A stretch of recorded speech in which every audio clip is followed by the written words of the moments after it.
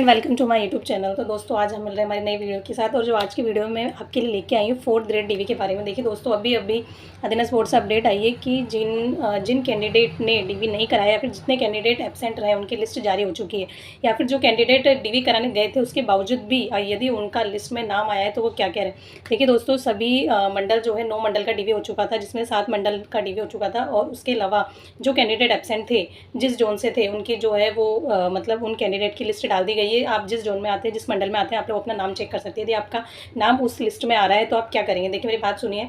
Candidate absent जो candidate होते हैं वो कौन होते हैं, जो मतलब या तो वो सोचते हैं कि हम रैंक से बाहर है तो हम डीवी कराने क्यों ही जाएँ, या फिर वो कैंडिडेट या फिर एब्सेंट कैंडिडेट वो माने जाते हैं जो अपना डीवी करा के आए हैं पर कुछ ना कुछ रीज़न से उनको एब्सेंट घोषित कर दिया गया है। तो देखिए आपको डरने की ज़रूरत नहीं है। अगर आपका लिस्ट में नाम भी आ चुका है तो आपको क्या करना है, आपको कुछ नहीं करना है। जिस डेट पे आपका डीवी है आप लोग पूरे डॉक्यूमेंट्स अपने वैसे ही जमाइए और वहाँ पर चले जाइए।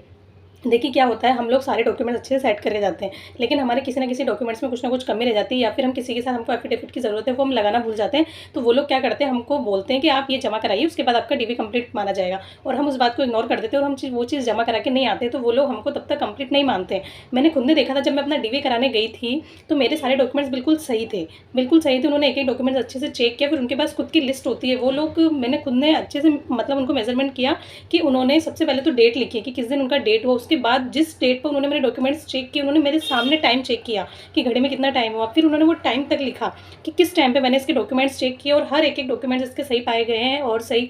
तब जाकर उन्होंने मेरे मतलब उस लाइन के आगे लिखा था कि अभ्यर्थी को पात्र घोषित किया जाता है। तो इट मीन्स इसका मतलब ये है कि आपके सारे डॉक्यूमेंट्स कंप्लीट होंगे, उसके बाद ही वो आपको प्रेजेंट कैंडिडेट शो करेंगे और आप उसके लिए पात्र माना जाएंगे। अगर आपका एक भी डॉक्यूमेंट्स कंप्लीट रहता है और आप डीवी करवाने गए हैं तो आपको प्रोविजनल लिस्ट की कैटेगरी में भी डाल सकते हैं।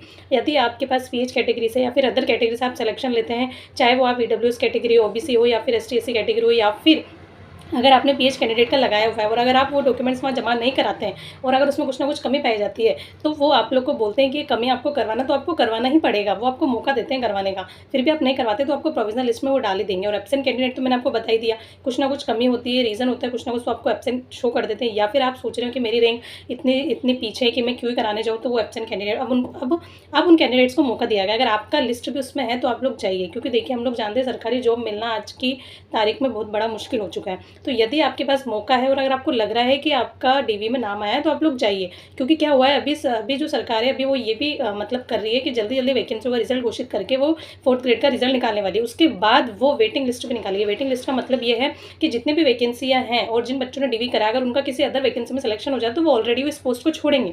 इस पोस्ट को छोड़ने का मतलब है सीटें वैकेंट जाएगी, और सीटें वैकेंट वो सरकार नहीं करेगी। सरकार जितने भी नीचे, इसलिए उन्होंने इस बार मतलब पहले से उन्होंने कई गुना मतलब 2.5-3 गुना करके उन्होंने बच्चों को कैंडिडेट्स बुलाया कि हमारी सीटें वैकेंट ना जाए और हम बाकी जो बच्चे उनको भी मौका दें।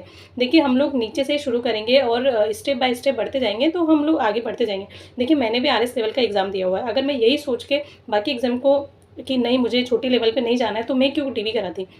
लेकिन मैंने भी अपना डीवी कराया है। हम लोग छोटे से शुरुआत करेंगे और मैंने अब जैसे रीट का भी दिया है, एक उम्मीद है हो सकता है उसमें भी हो जाए। अगर हमारा रीट में हो जाएगा तो हम उसको छोड़ देंगे, तो पर आपको डीवी कराना बहुत ज़रूरी है। तो मैं आप लोगों से ये बोलती हूँ, अगर आप एब्सेंट कैंडिडेट में शो हो रहे हैं, यदि आपने डीवी नहीं कराया तो डीवी कराइए।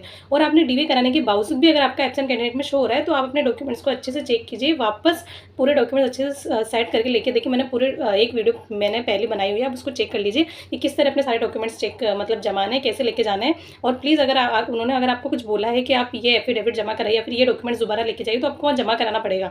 अदरवाइज़ वो आपको कभी प्रेजेंट कैंडिडेट शो ही नहीं करेंगे, या फिर आपको प्रोविजनल लिस्ट में डाल देंगे जब तक आप उनको पूरे डॉक्यूमेंट्स नहीं जमा करा देते या फिर वो सेटिस्फाई नहीं होते। तो आज की वीडियो में इसलिए लेके आई हूँ, सब जोन की जो है वो एब्सेंट कैंडिडेट की PDF टेलीग्राम पर डल चुकी है। और अगर आपको उस लिस्ट में नाम है तो सारे डॉक्यूमेंट्स चेक दोबारा अच्छे से जमाइए, लेके जाइए। और अगर आपने डीवी नहीं कराया तो डीवी कराइए, क्योंकि वेटिंग लिस्ट भी इसकी ज़रूर रहेगी और हो सकता है आपका वेटिंग लिस्ट में नाम आ जाए और आप एक जॉब सिक्योर कर लो। तो आज की वीडियो बस यही थी और वीडियो को यहीं पे खत्म करती हूँ। और आपको वीडियो पसंद आई है तो चैनल को लाइक कीजिए, सब्सक्राइब कीजिए और जल्दी जल्दी इसी तरह मिलते रहेंगे नई वीडियो में। और मैं आपके लिए नई वीडियो लेके आऊँगी। टीचर वैकेंसी अनाउंस हो चुकी है बहुत बड़ी, इस वीडियो को हम लंबा नहीं करेंगे, तो मिलेंगे जल्दी नेक्स्ट वीडियो में। Bye bye.